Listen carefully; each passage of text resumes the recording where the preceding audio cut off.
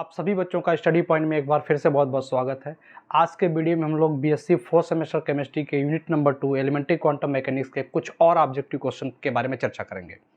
ये इस चैप्टर का लास्ट वीडियो है। नेक्स्ट वीडियो से हम लोग नए चैप्टर पे डिस्कशन करेंगे। चलिए तो आज का हम लोग क्वेश्चन शुरू करते हैं। Choose the incorrect option. Bonding molecular orbital are formed by additive effect of atomic orbital. Energy of anti-bonding molecular orbital is higher than that of the combining atomic orbital.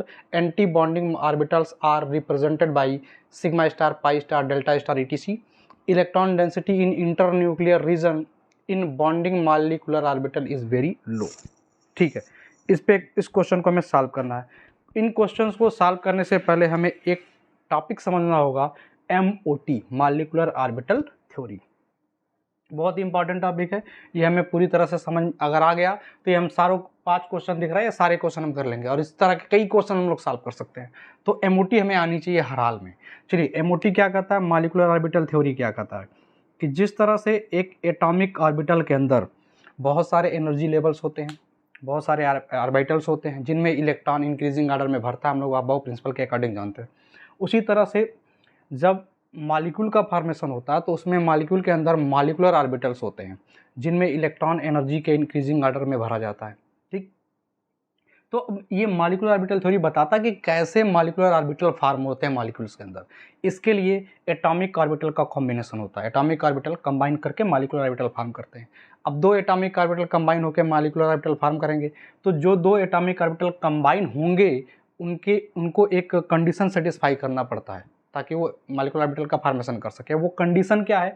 First condition ये है कि उनकी energy comparable होनी चाहिए। जो भी 2 atomic orbital मान लेते हैं A एंड B हैं, अगर ये कंबाइन होकर के मॉलिक्यूलर ऑर्बिटल का फॉर्मेशन कर रहे हैं तो इनकी एनर्जी कंपेरेबल होनी चाहिए। इनकी एनर्जी क्या होनी चाहिए? कंपेरेबल होनी चाहिए। जैसे एक एटम का 1s ऑर्बिटल दूसरे एटम के 1s ऑर्बिटल के साथ कंबाइन होकर के मॉलिक्यूलर ऑर्बिटल फॉर्म करेगा। 2s दोनों के कंबाइन होंगे, 2p दोनों के कंबाइन होंगे, तो कंपेरेबल एनर्जी वाले एटॉमिक ऑर्बिटल ही मॉलिक्यूलर ऑर्बिटल का फॉर्मेशन करेंगे। ये बात याद रखनी है। दूसरी, एनर्जी कंपेरेबल होनी चाहिए। और क्या होना चाहिए? ये ऑर्बिटल ओवरलैप करने चाहिए। ओवरलैप होगा, अगर सिग्निफिकेंट ओवरलैप इनके बिटवीन होगा, इनके बीच होगा, तभी मॉलिक्यूलर ऑर्बिटल का फॉर्मेशन होगा। भाई आ गई बात समझ में? चलिए, और एक पॉइंट क्या रखना है कि जो भी ऑर्बिटल मॉलिक्यूलर ऑर्बिटल फॉर्मेशन में भाग लेंगे यानी पार्टीशन करेंगे, वे सिमेट्रिकल होने चाहिए। अबाउट क्या होना चाहिए? वो सिमेट्रिकल होना चाहिए with respect to molecular axis. Axis के क्या होने चाहिए? सिमेट्रिकल होने चाहिए। जैसे अगर हम s ऑर्बिटल की बात करें तो स्फेरिकल होता है ये दोनों, तो 1s 2s 3s आपस में आसानी से ओवरलैप हो जाएंगे, आपस में कंबाइन हो जाएंगे, ओवरलैप हो जाएंगे क्योंकि सिमेट्रिकल है। लेकिन अगर p पे हम बात करें, p ऑर्बिटल की, तो P में हम जानते हैं PX होता है, PY होता है, PZ होता है। तो अगर एक एटम का p ऑर्बिटल दूसरे एटम के p ऑर्बिटल के साथ अगर मॉलिक्यूलर ऑर्बिटल फॉर्म करेगा तो PX और उसका PX ये सिमेट्रिकल होंगे ना, दोनों x एक्सिस पे होंगे और y एक्सिस पे दूसरा होगा और z एक्सिस पे तीसरा होगा। तो ये PX के सिमेट्रिकल होगा, PY के सिमेट्रिकल होगा, PZ के सिमेट्रिकल होगा। यानी एक का px दूसरे के px के साथ मॉलिक्यूलर ऑर्बिटल फॉर्म करेगा, py आपस में मॉलिक्यूलर ऑर्बिटल फॉर्म करेंगे, एक का pz दूसरे के pz के साथ फॉर्म करेगा। तो ये सिमेट्रिकल होने चाहिए। ये तीनों कंडीशन सेटिस्फाई होना चाहिए दोनों एटॉमिक ऑर्बिटल के बीच। ठीक है, इतनी बात समझ में आ गई। चलिए, अब जब हम बात करें कि 2 एटॉमिक ऑर्बिटल जब मिलेंगे तब क्या होगा? जब 2 ऑर्बिटल का मिलाप होगा, दोनों मिलेंगे, तो 2 तरह के मॉलिक्यूलर ऑर्बिटल फॉर्म होते हैं। एक मॉलिक्यूलर ऑर्बिटल वो होता है जिसकी एनर्जी दोनों कंबाइनिंग एटॉमिक ऑर्बिटल से लेस हो जाती है, और एक वो होता है जिसकी एनर्जी इन दोनों से हायर हो जाती है,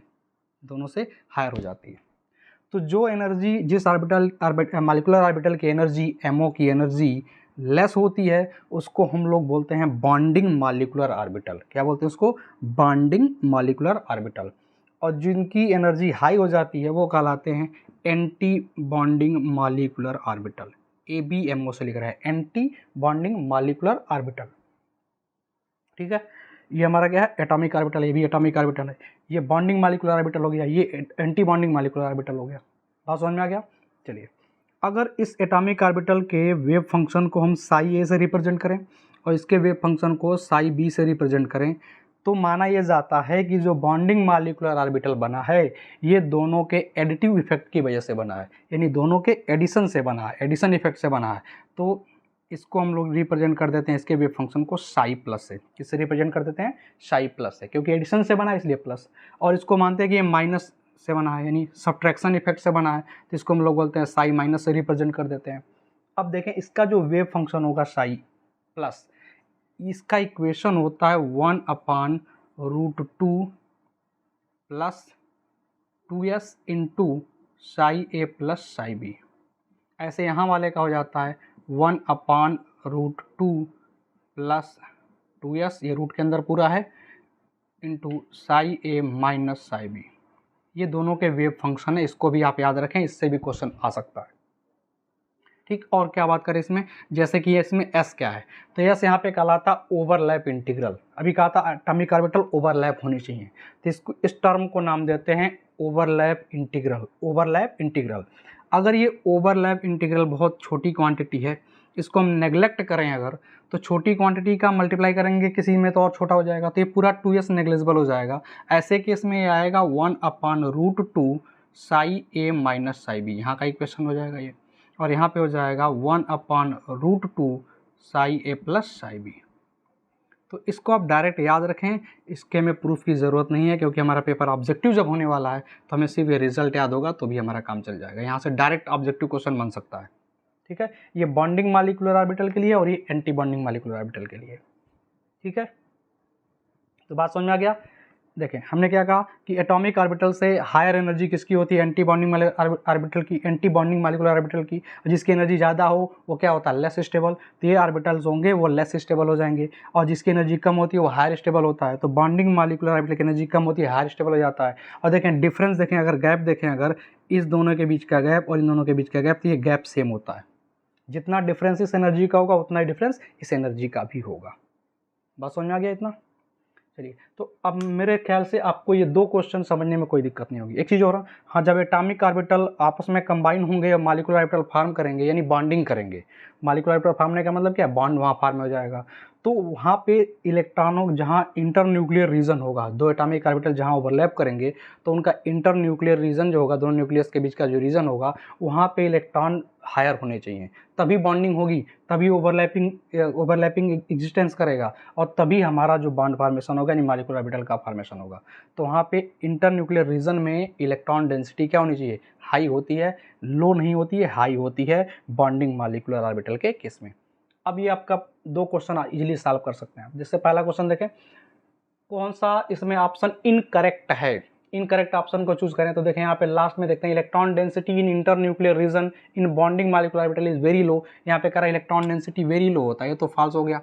एंटी बॉन्डिंग में वेरी लो होता है, जबकि बॉन्डिंग में हाई होता है, तो यही हमारा इनकरेक्ट ऑप्शन है। बाकी तीन को देखें आप करेक्ट है। लिख रहा है bonding molecular orbital are formed by additive effect of atomic orbital. अभी कहा था कि एडिटिव इफेक्ट से बनता है, इसलिए यहाँ प्लस होता है, देखिए यहाँ भी प्लस है। और एंटी बॉन्डिंग मॉलिक्यूलर ऑर्बिटल किससे बनता है? सब्ट्रैक्टिव इफेक्ट से बनता है, सब्ट्रैक्टिव से, देखिए माइनस हुआ यहाँ पर। ठीक है, उसके बाद anti bonding orbitals are represented by sigma star, pi star, delta star. हाँ, तो ठीक है, इसको हम क्या करते हैं, एंटी बॉन्डिंग वालों को हम लोग सिग्मा स्टार से, पाई स्टार से, डेल्टा स्टार से रिप्रेजेंट करते हैं, और बॉन्डिंग मॉलिक्यूलर ऑर्बिटल को सिग्मा, पाई या डेल्टा से रिप्रेजेंट करते हैं। ठीक है, तो ऑप्शन इसमें डी आपका इनकरेक्ट था, उसी को हमें चूज करना था। ठीक है, क्वेश्चन नंबर 2 पे आते हैं। The condition to be satisfied for atomic orbital to form molecular orbital is. Atomic orbital को मॉलिक्यूलर ऑर्बिटल फॉर्म करने के लिए कौन से कंडीशन सेटिस्फाइड करने चाहिए? तो must possesses comparable energy, comparable energy होनी चाहिए, भी बताया था कि दोनों ऑर्बिटल की एनर्जी कंपेरेबल होनी चाहिए, ज़्यादा डिफरेंस नहीं होना चाहिए दोनों में, तो ये करेक्ट है। इसके बाद must overlap to a considerable extent, ठीक है, ओवरलैप भी होना चाहिए, भी सही है। They must be symmetrical with respect to the molecular axis, सभी कहा था कि सिमेट्रिकल वाले ही आप कंबाइन करके एटॉमिक ऑर्बिटल का फॉर्म करेंगे, पीएक्स के साथ पीवाई के साथ पीजेड के साथ एस के साथ। ठीक है, उसके बाद होगा ऑल ऑफ द एबव, इसका मतलब तीनों ऑप्शन हमारे सेटिस्फाई होने चाहिए, इसका मतलब करेक्ट ऑप्शन हमारा डी पे चूज करेंगे हम लोग, ये तीनों से, इसलिए करेक्ट क्या हो जाएगा? All of the above. ठीक है, चलिए नेक्स्ट क्वेश्चन में लगाते हैं, question number 3। Bond order in NO plus is, अब बॉन्ड ऑर्डर कैलकुलेट करना है। नेक्स्ट में which one of the following has 2 unpaired electron, unpaired electron calculate करना है। और फिफ्थ में वन ऑफ द वन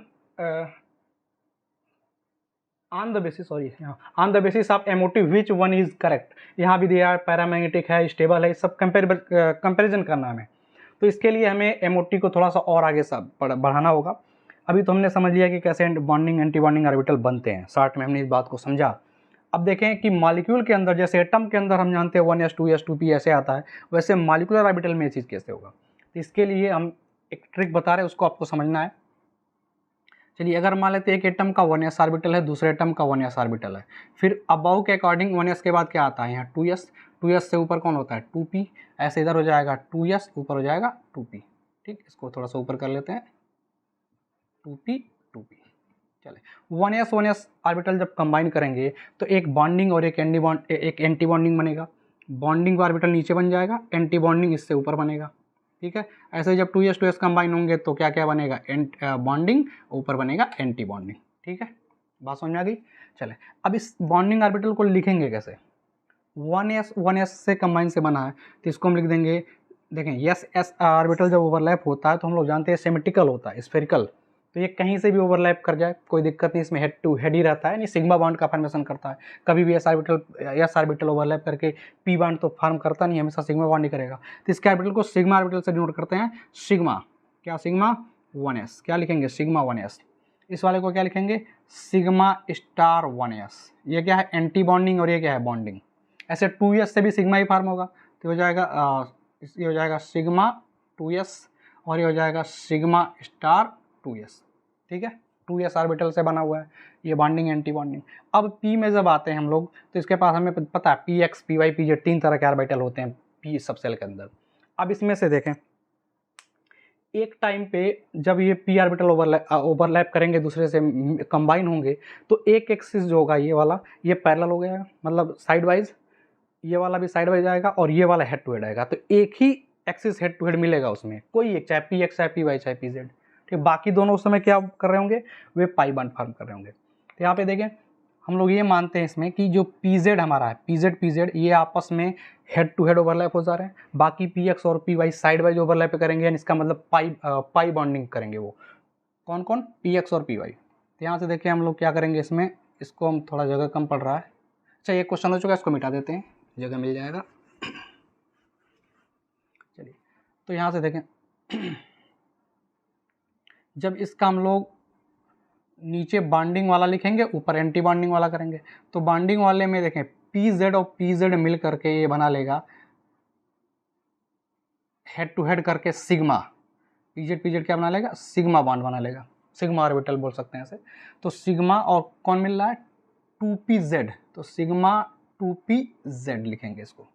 ठीक, और इसी समय px और py क्या बनाएंगे, पाई बॉन्ड की तरह से पाई ऑर्बिटल बनाएंगे, तो हो जाएगा पाई 2px और पाई 2py, पाई 2px और पाई 2py।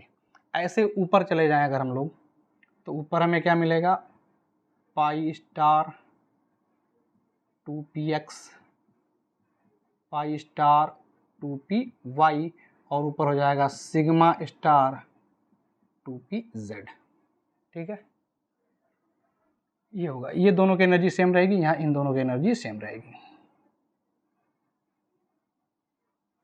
ठीक है, इस तरह से आपको याद रखना है।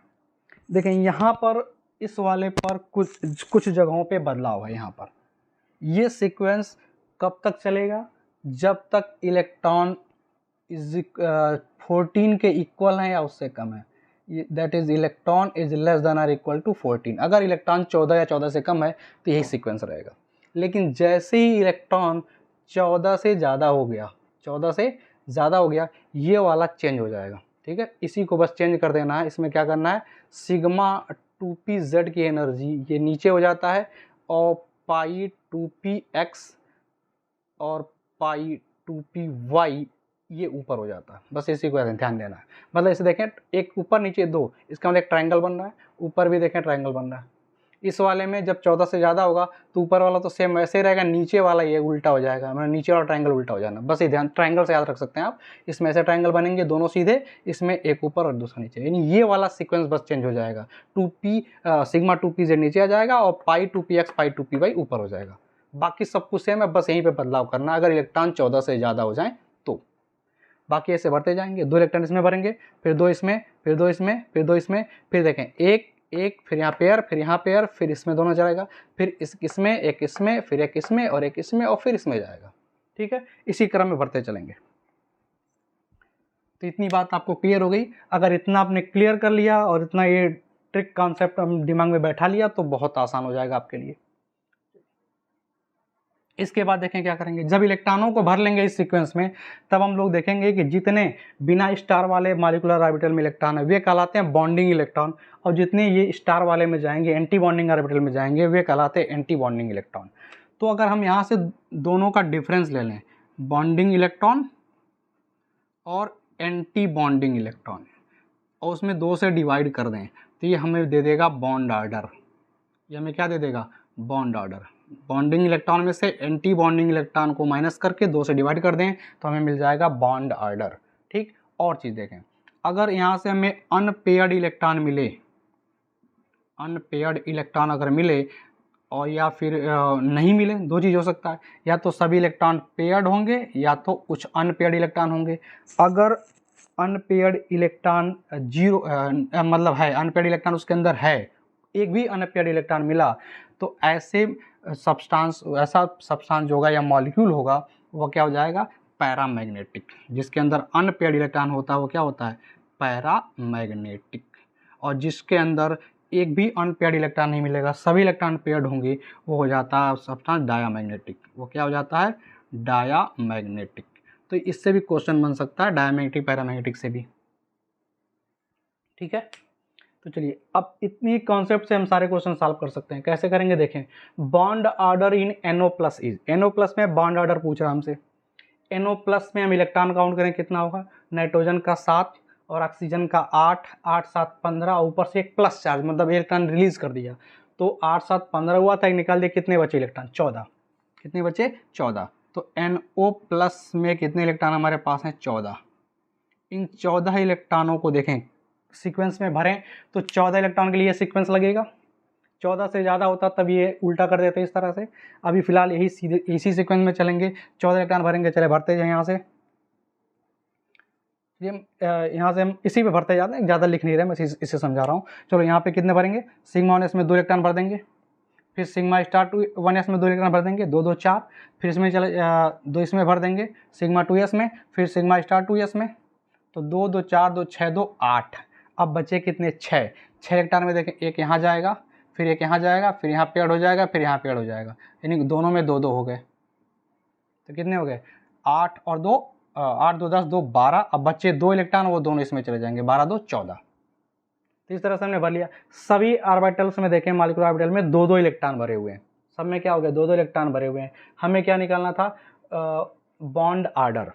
तो बॉन्ड ऑर्डर का तरीका क्या बताया, सूत्र क्या बताया, bonding electron minus anti bonding electron.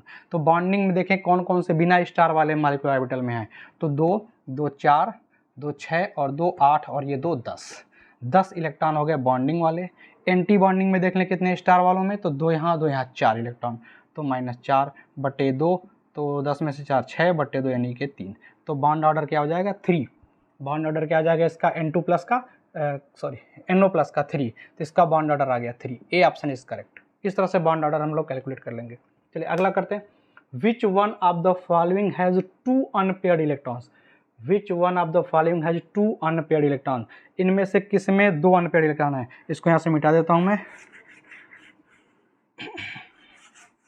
चलिए, इनमें से किस में 2 अनपेयर्ड इलेक्ट्रॉन है, तो क्या करना पड़ेगा, हमें चारों को सॉल्व करना पड़ेगा, फिर उसके बाद देखेंगे किस में आ रहा है। तो चलिए हम एक एक को बारी बारी सॉल्व करते हैं। पहले हम लोग करते हैं N2+ को, हमारा थोड़ा कॉन्सेप्ट और क्लियर हो जाएगा, सॉल्व करना और सीख जाएंगे हम लोग। N2+, नाइट्रोजन कितने होंगे, नाइट्रोजन में कितने इलेक्ट्रॉन, 7। N2 में कितने हो जाएंगे, 7 दूनी 14, 1 + 1 निकाल दिया, कितने बचे, 13 इलेक्ट्रॉनों को भरना है। 13 इलेक्ट्रॉन 14 से कम होंगे, यानी सीक्वेंस में भरेंगे हम लोग। तो चले यहाँ से भरते हैं।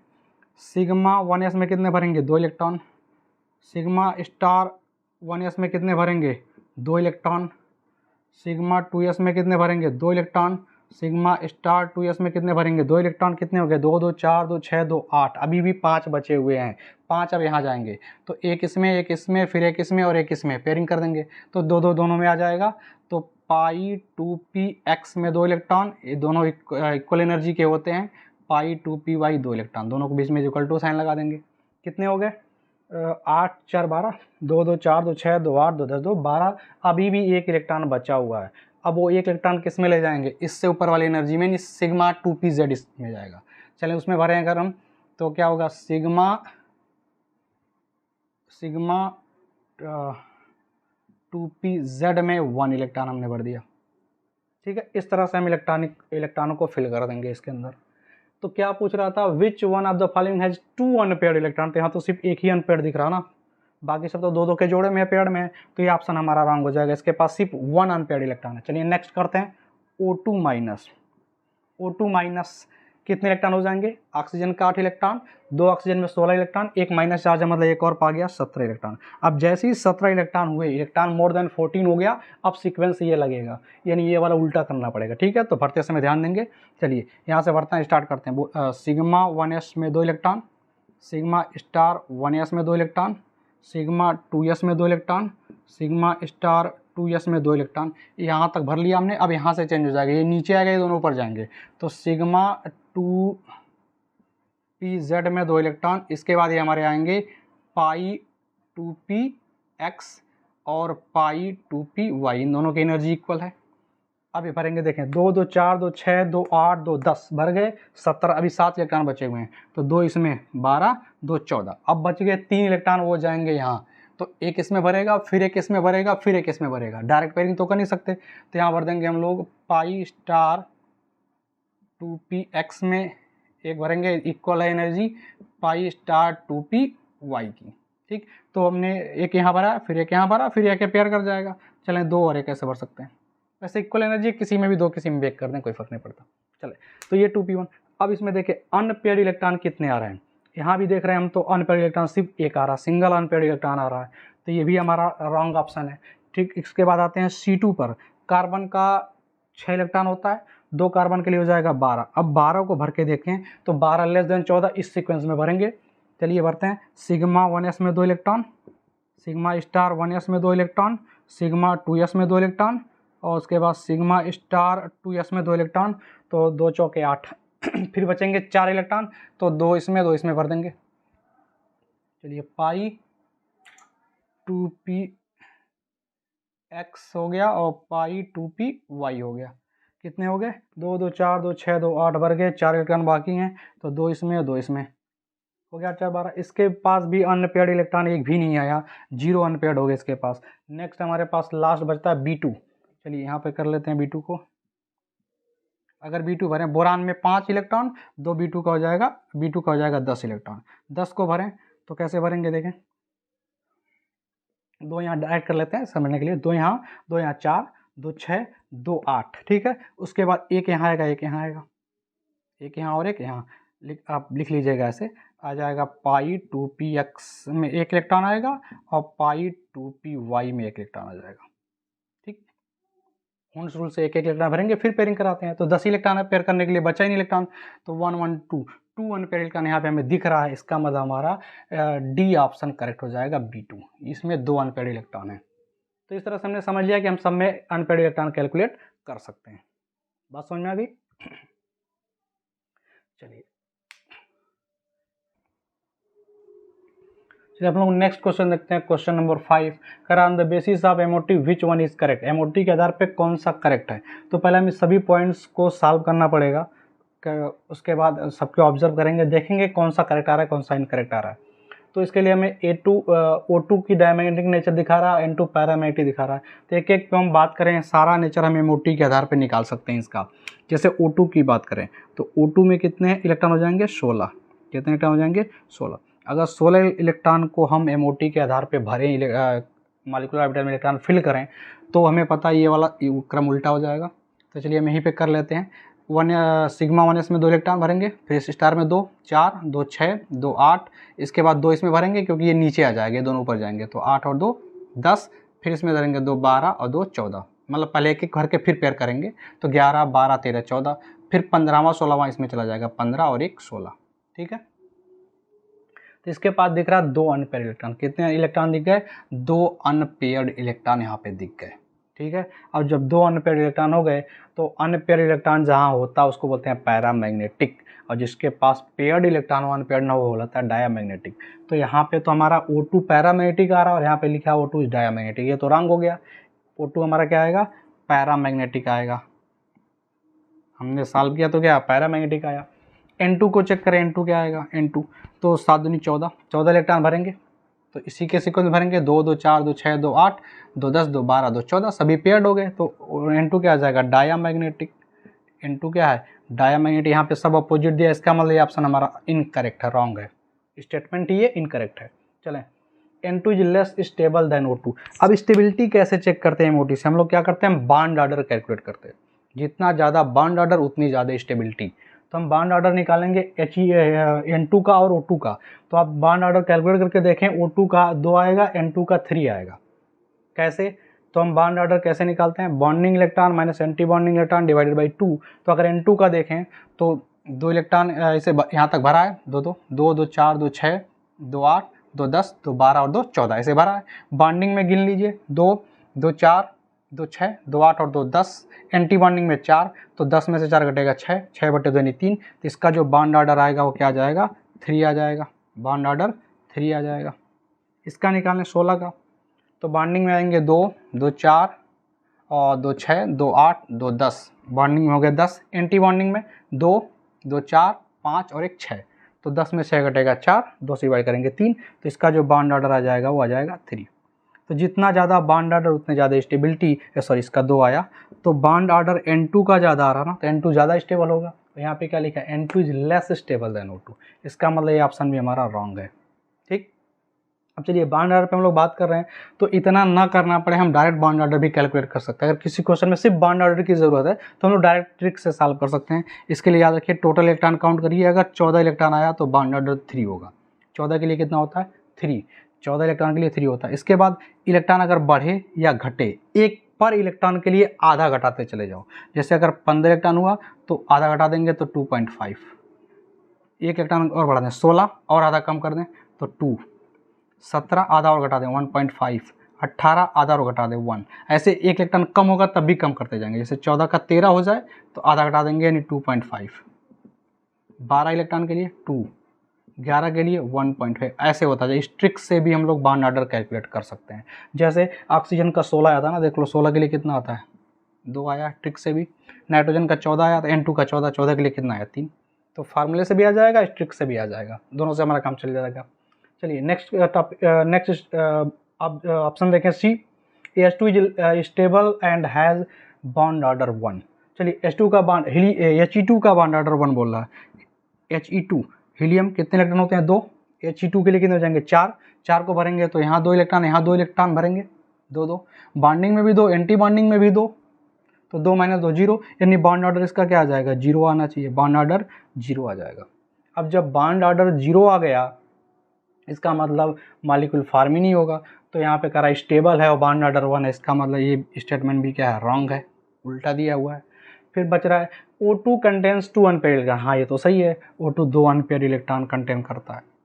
ठीक, 1 each in pi star 2p y pi star 2pz। यहाँ पे थोड़ा सा आपको दिख रहा होगा 2px लिखा है, 2py लिखा है, यहाँ 2py और 2pz दिया हुआ है, तो इससे कन्फ्यूज मत, तो ये सेम चीज़ है। जैसे हम ये मान रहे थे कि जो x एक्सिस के along head to head overlapping हो रहा है, तो वहाँ पे हम सिग्मा बॉन्ड बना रहे हैं, जेड के अलॉन्ग माना था हमें यहाँ जेड पे, तो x और y पे उस समय पाई बॉन्डिंग हो रही है। तो ये कुछ भी हो सकता है, अगर x को हम हेड टू हेड मान लेंगे तो उस समय y और z हमारे साइड वाइज हो जाएंगे, तो कहीं भी किसी को मान सकते हैं, सब इक्विवेलेंट है, कोई दिक्कत नहीं इससे। बस हमें ध्यान देना कि एंटी बॉन्डिंग में जा रहा है कि नहीं जा रहा है। एंटी बॉन्डिंग में दिया पाई स्टार, तो ये इसका ये कॉन्सेप्ट मतलब जो स्टेटमेंट दिया ये सपोज करके चल रहा है कि x एक्सिस के अलॉन्ग हेड टू हेड मिले होंगे, तो x वाला px वाला जो होगा वो सिग्मा बना लेगा, बाकी py और pz क्या पाई में चले जाएंगे, सिंपल सी बात है। तो इससे कन्फ्यूज नहीं होंगे, ये ऑप्शन हमारा करेक्ट हो जाएगा, दिस इज करेक्ट ऑप्शन। तो फिलहाल इस वीडियो में इतना ही, मिलते हैं नेक्स्ट वीडियो में एक नए चैप्टर के साथ।